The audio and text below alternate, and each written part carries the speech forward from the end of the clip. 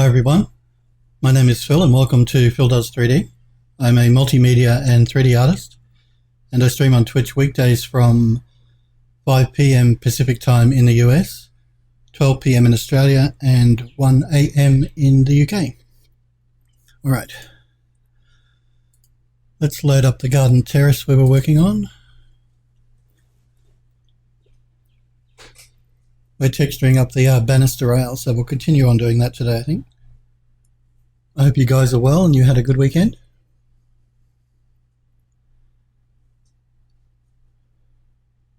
For anyone that might be a bit confused, the stream has started an hour later than it normally does because daylight savings is finished in the US, so I always stream at 5 PM US time. So it'll vary for if you're not in the United States, but it's always going to be 5 PM in the US. Monday, Tuesday and Wednesday.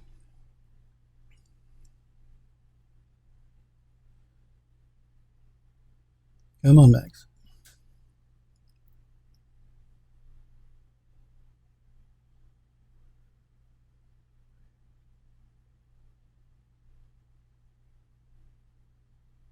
Just making sure my music is playing. My mic isn't muted.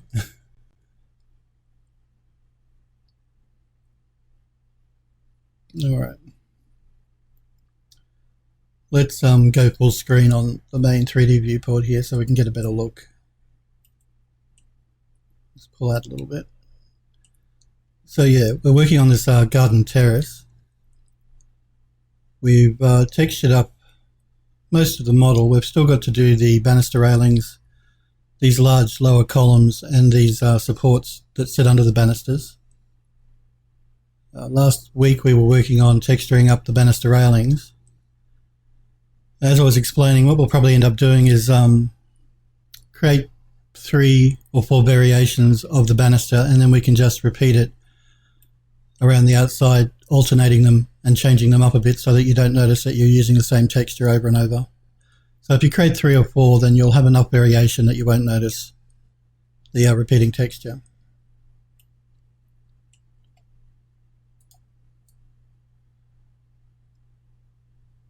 All right.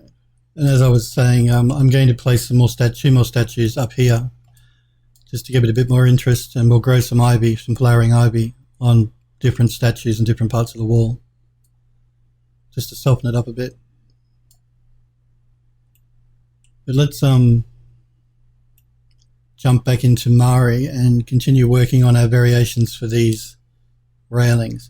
Just before I do that though, I'm going to select this curved railing and apply this texture just to make sure that the UVs are correct. If they're not correct, we'll have to export this object here, this part of the model, and texture it up separately.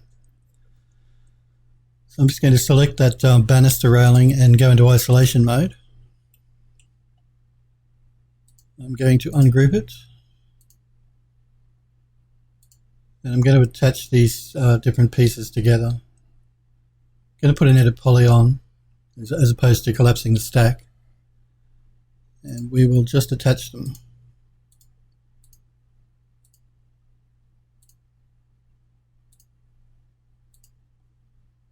Okay, just going to make sure that I have them all selected, and it looks like I do, so just going to isolate again to make sure. Yep. Okay, we'll edit isolation mode. We may have to texture these inner pieces separately as well, using 2 different textures, just to give it, because they will both be noticed. If you're doing a render front on, you'll see them both at the same time, so it's best that they're unique. It's just the outside banisters that we can repeat because you're never really going to see them all at the same time in the same render. So, and 3 or 4 variations will give us enough. So I'm just going to see if we can copy the UVs across. So I'm going to go into my Utilities tab, my channel info, and open that up. I'm going to copy the UVs from channel 1. And I'm going to paste them into channel. Now you see I can't paste those UVs in. That tells me that there's a difference in the underlying geometry between these 2 pieces. So I can't use the same UV set. I'm going to have to texture this one separately. So we will do that right now, I think, which is not a big deal. I mean, it just it'll just give us a little bit more variation overall between the straight pieces and these curved pieces. So we'll create 3 different curved pieces, variations on the one texture in Mari, and we'll just repeat that around, which will mean we'll have to do the same thing here for these curved pieces on the inside. So we have our object selected. I'm going to start by just throwing down a basic color. I always like to just use a grey color so it's easier to see when we bring it into Mari and we start painting on it. It will be painting over it completely, so it doesn't really matter what texture you use. I'm just going to assign that to that object. I'm going to throw on a basic UVW map. We'll just throw on a box map, should be fine. Okay, so now we want to do a render to texture. So before we do that, we'll set up our UVs for the second channel. So an unwrap UVW. We're going to change it to map channel 2. We'll move the UVs across. I'm also going to turn off map seams. I don't like the look of them. They get in the way of seeing the model. We'll open our UVW editor. We will select all of our UVs. We'll go to mapping, flatten mapping, and the default value should be fine. All right, let's just deselect our UVs.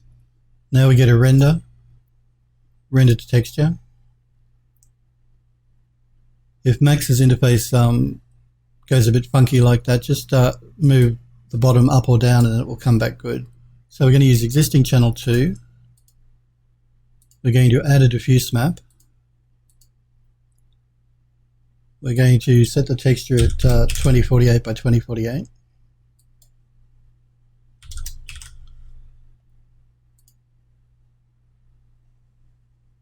We will name our texture and set it to our rework path. So we've been working with the same folder all the time, stairs rework, we'll use that.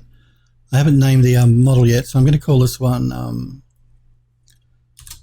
banister curved outer, and we'll call these ones the inner curved ones. I'm just going to copy that name. We're saving it as a Targa file.tga. You can use any format you like. I like Targa. It's a lossless format. A lot of studios like you to work with Targa. They prefer to either have Targa or TIFF, but you can save it out as anything you like. I'm saving it as a Targa at 24-bit. So we have our use existing channel 2, which is the one we created here in the UV unwrap UVW. We have our diffuse map is what we're rendering. We're rendering it out to that path, and we're setting our texture size just down here. So let's render that. Max is just telling me I haven't told it what map slot I want to put it in. I don't want it to do it. I want to do it manually, so just continue. You can set up Max so that it'll automatically create a material for you through the render to texture if you prefer. I prefer to do it manually. I have a system in the UV material editor, in the material map editor, and I set all my textures in a row, and I know that the one at the very bottom is the last object I worked on. It just helps me to organize things better. So we've rendered out our texture. We can close down render to texture. I'm going to set up my texture now, and as I was saying, I list all of my textures down in a row, and I know that the one at the very bottom will be the last one that I worked on. If they spread out this way, that means I have different variations of the same texture. And that just helps me organize myself in the material editor and find things much more quickly. So we're going to throw down a standard material. We're going to load in a bitmap. We're going to go into our rework folder where we just did that render to texture. It's called banister curved outer. So we'll load that up. We're going to pipe that into the diffuse channel. We will show shaded and show realistic. That's just so we can see it in the viewport when we apply it. Before I assign it though, I'm going to go into my utilities tab and to my channel info. And I'm going to copy the UVs from channel 2 into channel 1. You see our model goes a bit funky there. That's fine. Let's clear out channel 2. You can leave it in if you like, but it slightly increases the file size, and if you're not going to use it, you're better off clearing it out. Save some space. All right, now we'll go back into our material editor. I'm just going to move that over a little. And we're going to assign our material to the object. So now it'll be ready for when we bring it backwards and forwards between Mari and Max. So we have our object selected. We're going to go File, Export, Export Selected. Again, we're going to jump into our rework folder. We're going to be saving it as an OBJ. Now, Mari can accept FBX now as well, but I still prefer to work in OBJ. That's just, again, my personal preference. You can use FBX if you like. So we have our file name. We're going to save that. All right. I'm also just going to change the name of that to our object here, banister curved outer. All right. Let's jump into Mari. Let's create a new project. We're going to call it banister curved outer. I'm going to load up the OBJ we just exported from Max. Banister curved outer, that one there. We'll open that. I'm just going to change my path here from my SSD drive to my hard drive. We're going to create a color map at 2K 2048 and click OK.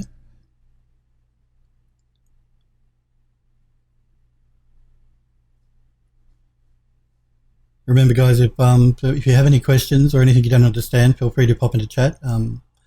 I'll do my best to answer any questions you have. If you just want to pop in and say hello, then that's cool. If you just want to watch, then that's completely fine too. Now we're in shaded mode here. I like to go into flat shaded so that I can see the model a little better. Let's pull in the texture map. So import into layer stack. Again, we're going to jump into our rework folder. Mari defaults to .tip, so if you can't see anything in your folder because we're working with targets, just pop a star in the template there and it'll show everything up. Banister curved outer, that's the render to texture that we made in Max, so let's import all patches.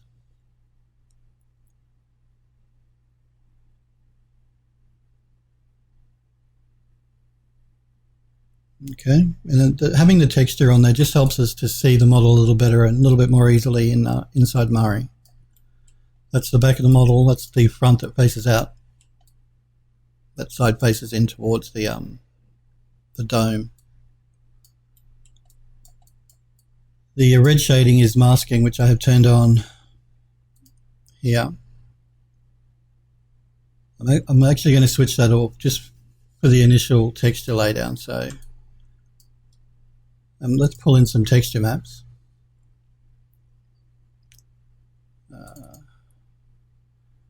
As I've been explaining, it's better to stick to the same texture maps. If you're creating one large object like that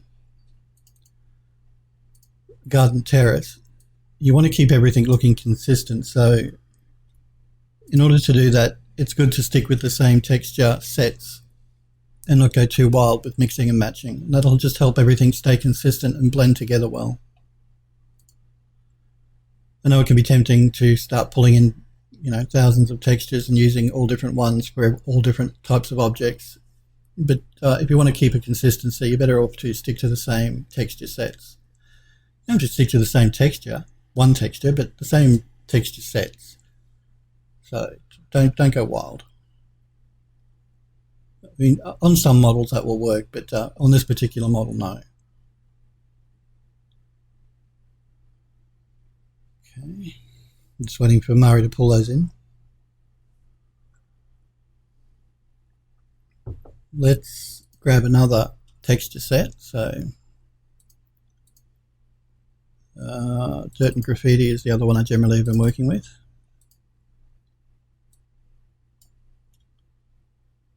I'll select all of those.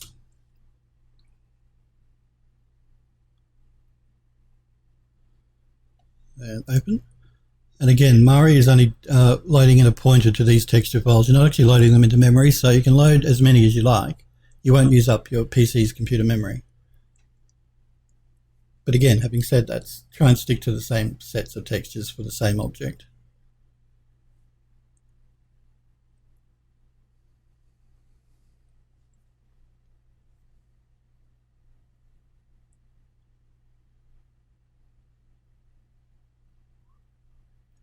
Okay.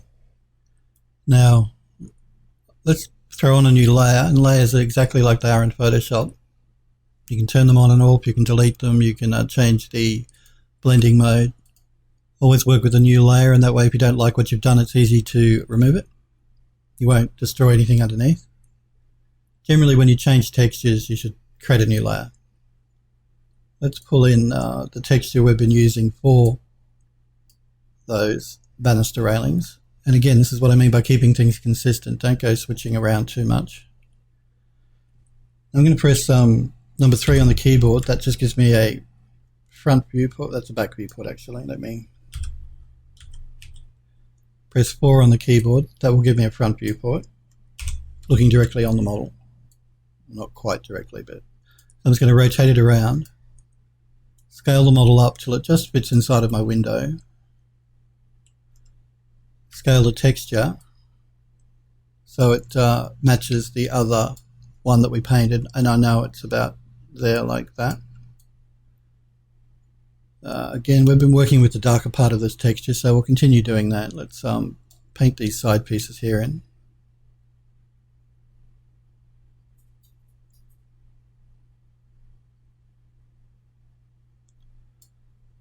Press the Alt key to bake it down. Now I'm pressing the Shift key and the left mouse button to move the texture around. Let's paint through this side here.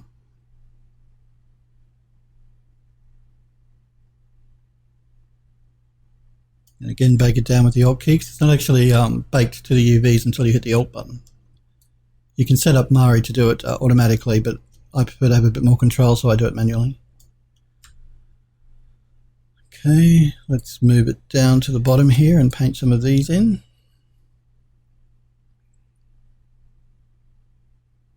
Now again, this is just the underlying paint. We're going to have to go over this and fix up a few texture spots here and there, so, and blend them together a bit more. So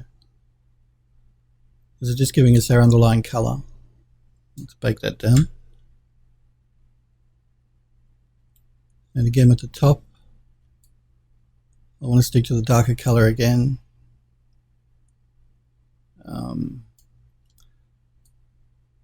We're going to have to play with these white marks that are running down the side of the front of the texture there, because we don't want to have repetition happening. And you're going to notice that if you're painting with the same texture over the whole model, you're going to just have to be careful that you don't get things repeating too much. And if you do, you just paint them out. So I'm going to paint out that now. I'm just doing that by moving the texture and overpainting it. Still working on the same layer, and again you can see this mark here, I'm just going to bake that down, is the same as, come on Murray, as this mark just here. So you don't want repetition to happen like that, so we're just going to paint that out. I'm also going to paint it out down here on the end.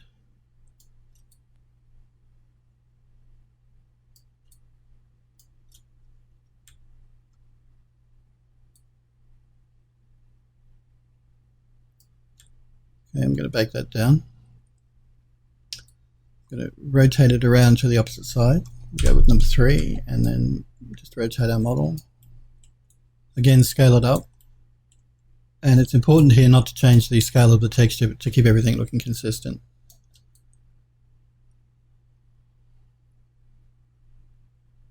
Particularly on these underlying color sections.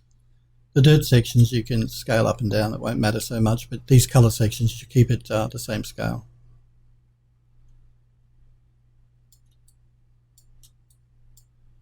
Just going to bake that down. Alright, we'll move down to the bottom here.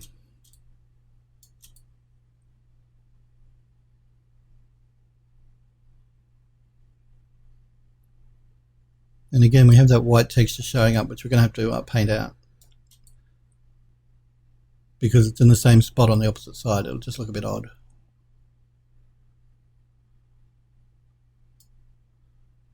So let's just overpaint that with maybe this bit through here.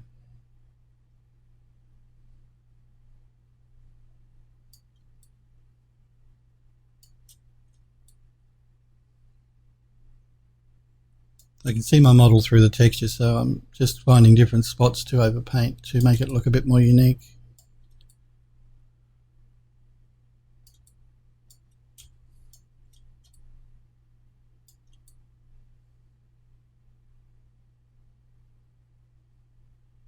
A little bit of white here and there is okay, but we don't want too much.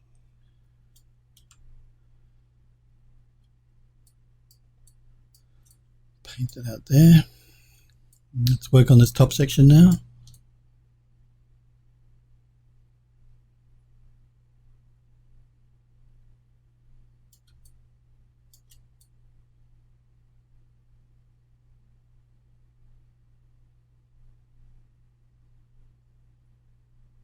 And again, some white up here will be okay. We don't have to paint it all out, some of these white streaks.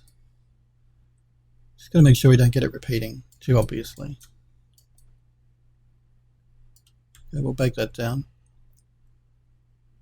I don't actually like that bit in the corner, so I'm just going to paint that out.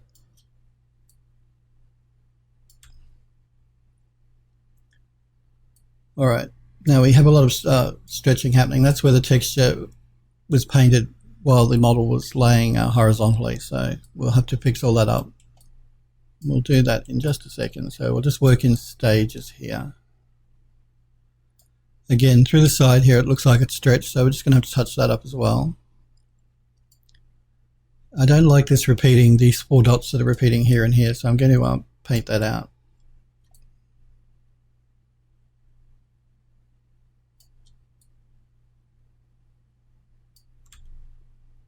I'm just looking over the texture to see if there's any areas that look like they're too much repeating, and we'll get rid of them. Again, I don't like that white speck there.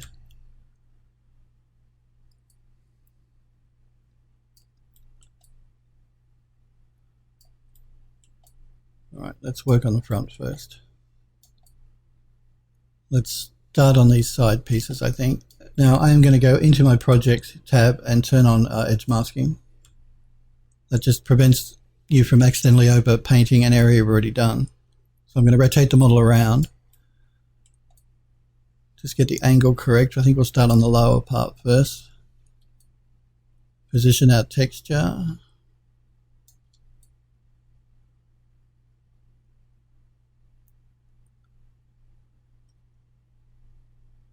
And again, those 3 dots, I don't really like the look of them, so I'm going to get rid of them.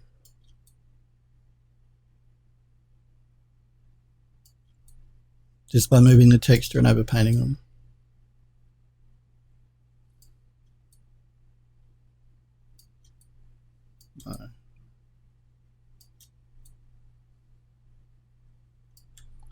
We'll bake that down.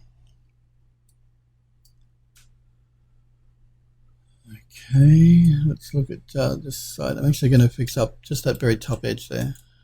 Again, you'll notice I'm not scaling the model. I'm keeping everything consistent at this stage, so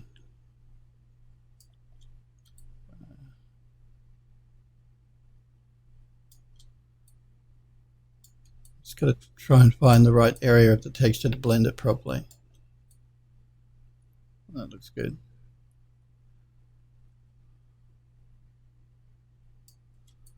Again, I don't like that little bit of white there, so I'm just going to remove it.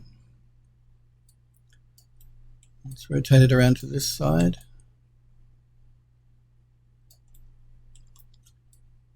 And paint it in.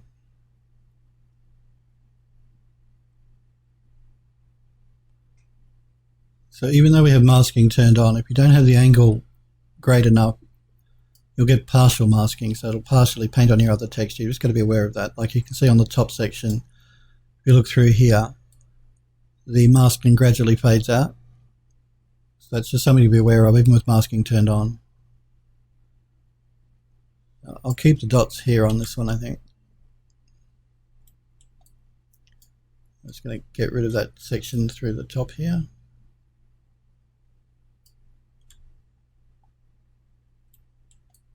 All right.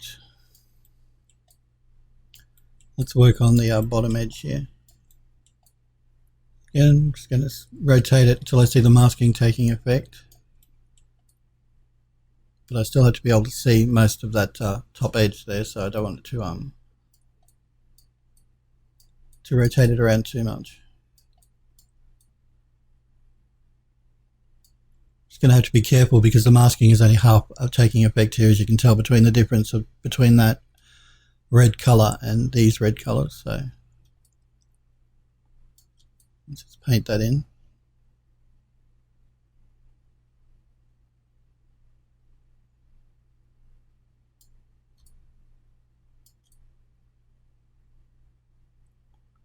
Again, I don't like these dots showing up. We'll go back and we'll overpaint them in just a minute.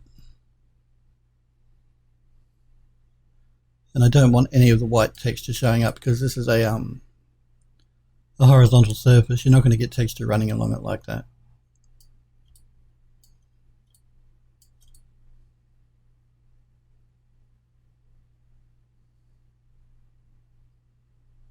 All right, let's get rid of some of these little black dots here.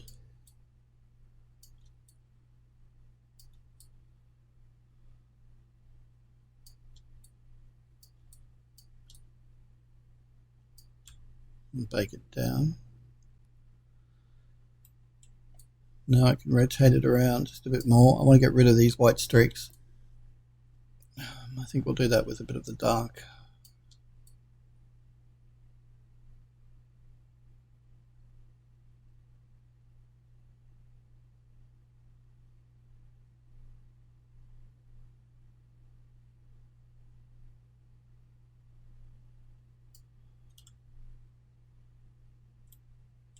Again, I don't want those white streaks in here either.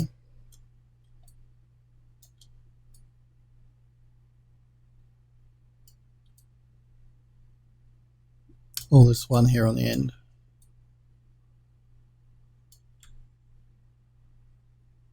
I don't like these little white dots that are showing up. That's actually in the texture itself, so we're going to get rid of them.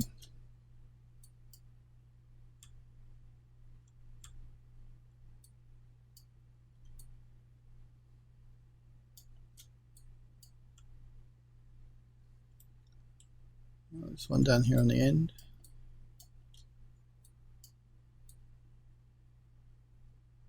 And that one just up in there.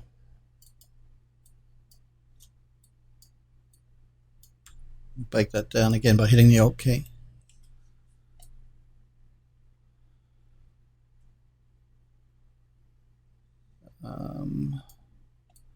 Let's look at this white streak along the front here. I think what I'll do with that one is overpaint it again, just so that the white streak looks a bit more natural.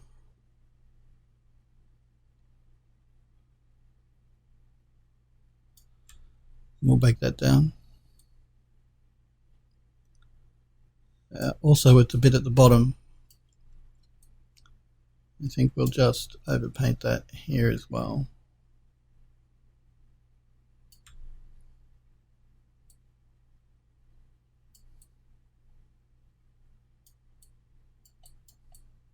Let's work on this top edge through here. Now again, I'm going to start with the white streak here.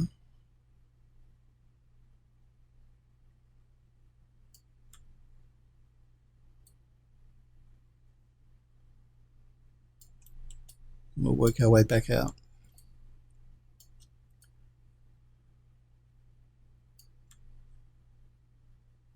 Again, I'm going to angle it so that we have our masking taking effect.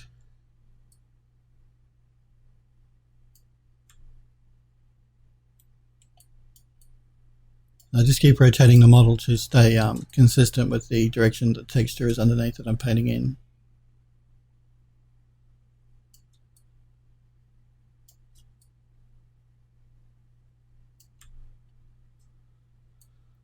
Okay. Let's work on the bottom edge here.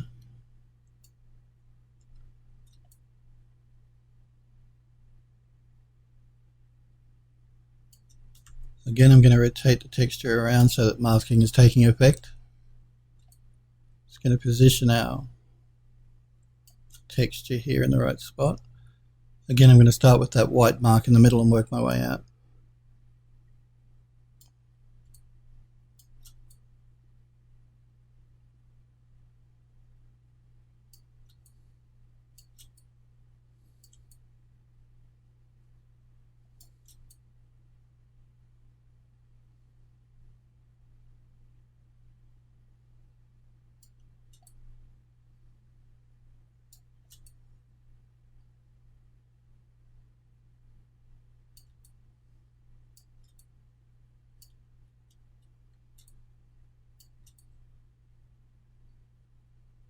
You could rotate the texture here a little if you wanted to. It's probably not necessary for this part of the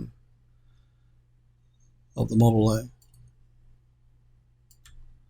Just bake that in. And I just want to fix up that end just here.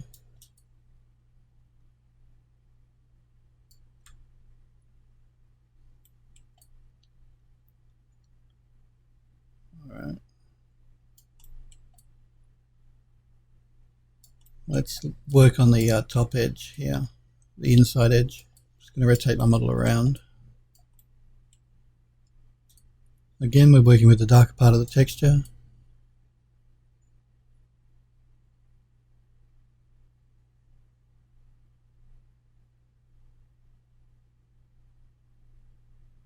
Again, I don't really like the look of all these four little dots that we're seeing there, so I'm going to overpaint them in just a minute.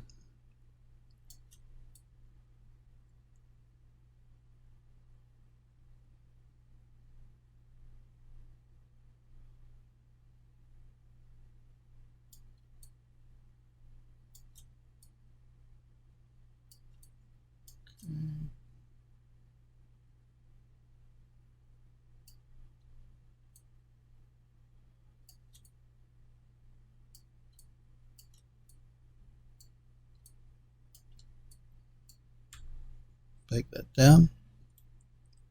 Again, I want to get rid of this white streaking that is happening through there, so just got to find a part of the texture where it'll blend, probably here.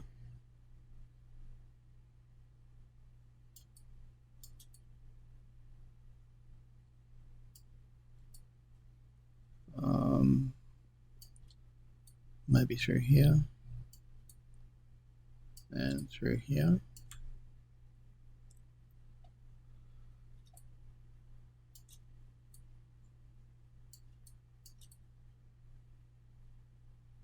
I just want to paint that lighter color out a little.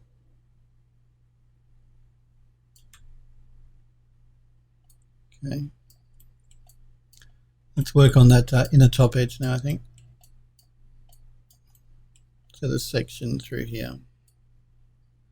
Again, I'm going to rotate it so that our masking is taking effect. Again, I'm not scaling the model and I'm not scaling the texture. I'm going to rotate the texture around just a bit though, just so it better follows the curvature of that ledge.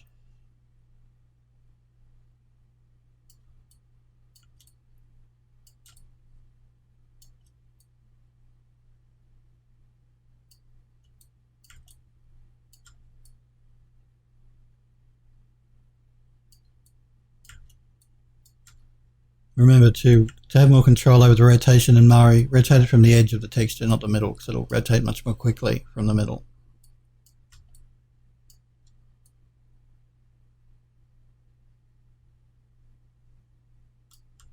Let's bake that down.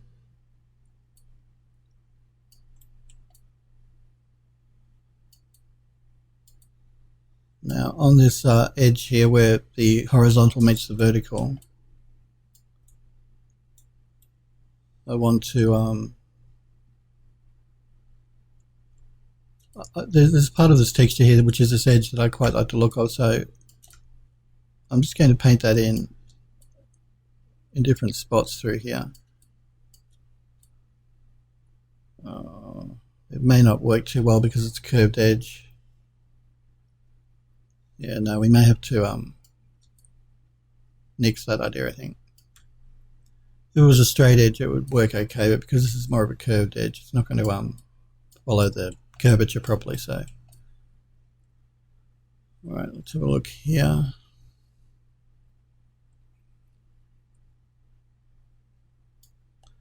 I want to remove that white mark that's on the vertical part of the model just there. So I'm just going to paint that out.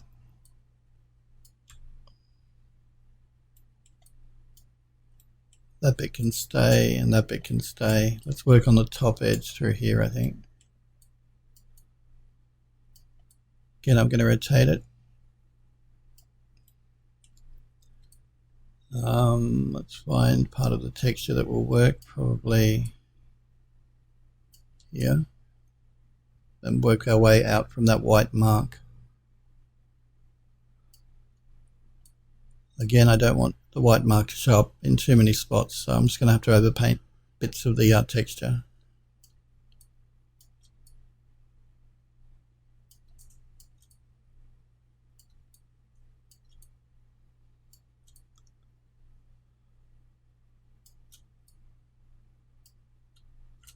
All right.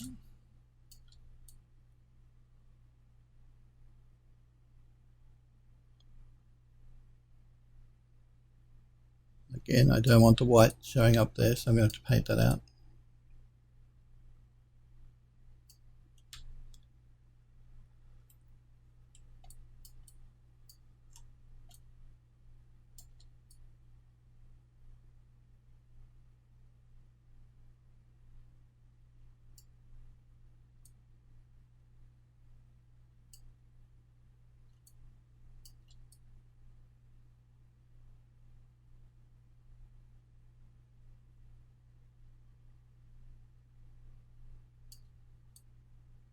Just paint that out.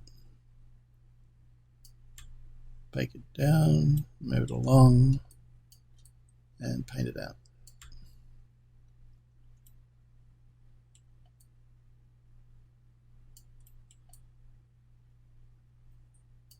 I think I might just correct this white texture through here a bit, so I'm going to